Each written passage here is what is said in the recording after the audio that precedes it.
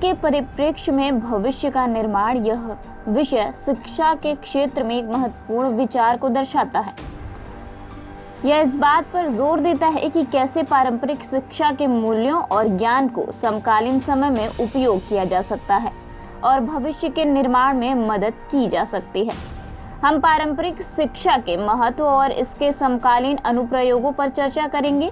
हम देखेंगे कि कैसे पारंपरिक शिक्षा के सिद्धांत और मूल्य हमें आज की दुनिया में भी मार्गदर्शन कर सकते हैं और हमें बेहतर भविष्य के निर्माण में मदद कर सकते हैं।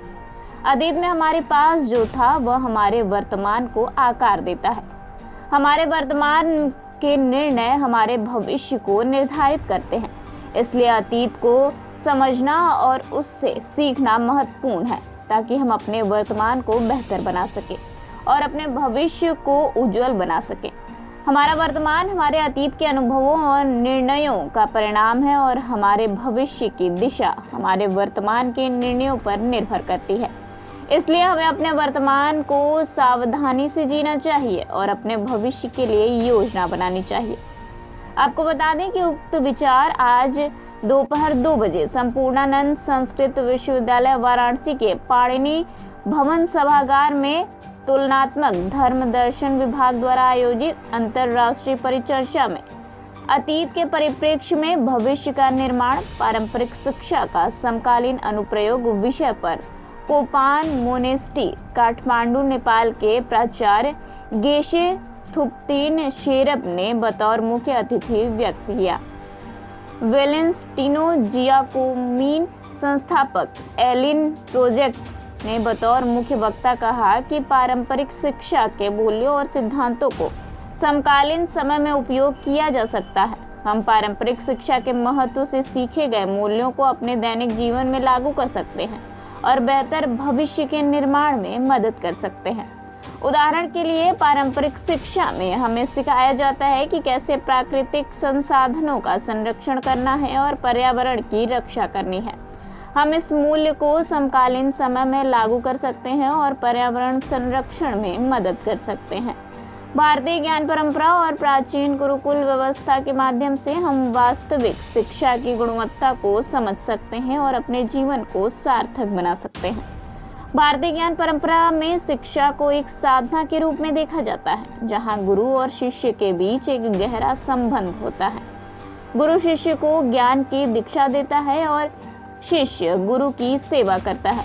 इस प्रकार शिक्षा एक दो तरफा प्रक्रिया होती है, जहां दोनों ही पक्षों को समान महत्व दिया जाता है।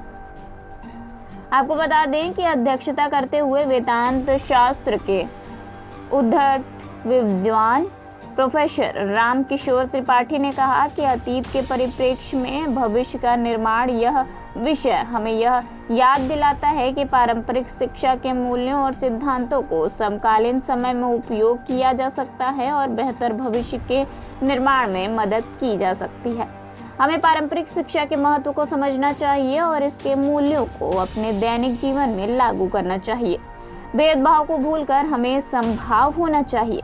संगोष्ठी के संयोजक एवं तुलनात्मक धर्म दर्शन विभागाध्यक्ष प्रोफेसर रजनीश कुमार शुक्ल ने सभी मंच पर आसीन अतिथियों का स्वागत और अभिनंदन करते हुए कहा कि ज्ञान परंपरा में शिक्षा को साधना के रूप में देखा जाता है, जहां गुरु और शिष्य के बीच एक गहरा संबंध होता है। हमें अपने जड़ों से जुड़े रहना चाहिए।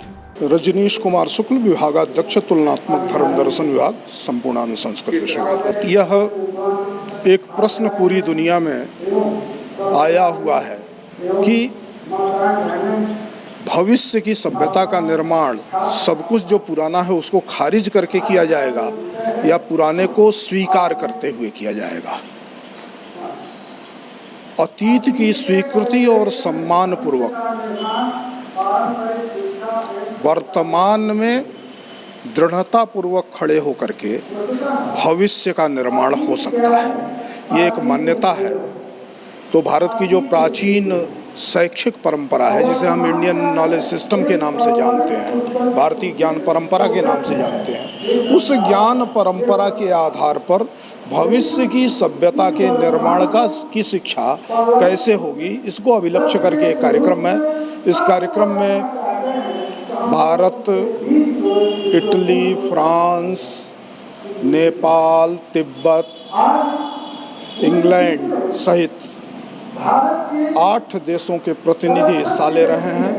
यह एक चर्चा की शुरुआत है, यह संगोष्ठी नहीं है, बल्कि एक चर्चा की शुरुआत है, एक बहस की शुरुआत है, और जो आगे आने वाले दिनों में पूरे वर्ष भिन्न भिन्न स्थानों पर इस चर्चा को चलाते रहेंगे।